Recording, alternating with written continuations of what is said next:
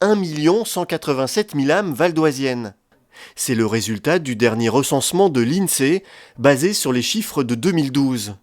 Une progression de 2,3% par rapport à 2007. En tête des villes qui connaissent la plus forte hausse, Louvre à l'est du Val d'Oise, avec 9,7% d'habitants de plus entre 2007 et 2012. Un bond qui ne surprend pas le maire. La ville n'a cessé de se développer depuis les années 70 pour répondre à la demande. Nous sommes effectivement sur une commune qui est desservie par le RER-D, un axe structurant routier est-ouest avec la nationale 104, à proximité de l'autoroute A1, et puis évidemment ce bassin d'emploi de Roissy qui inévitablement crée une demande de logement. Et la hausse de la population ne va pas s'arrêter là.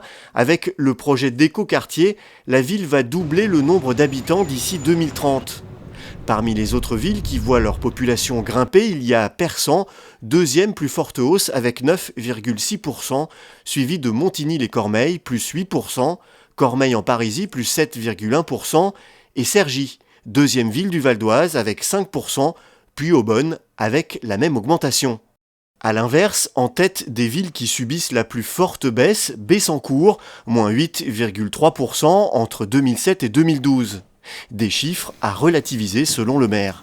Les chiffres datent de 2012, enfin du recensement 2012, on est en 2015. Depuis, on a livré une centaine de logements. Il y a des logements qui sont actuellement en construction.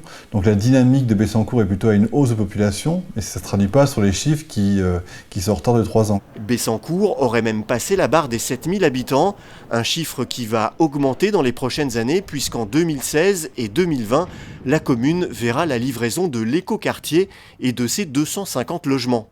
Derrière Bessancourt, Enghien-les-Bains avec une baisse de moins 6,5% suivie de Puiseux en France avec moins 5,3%. Sarcelles, moins 3,5%, talonné de près avec Jouy-le-Moutier, moins 3,3%.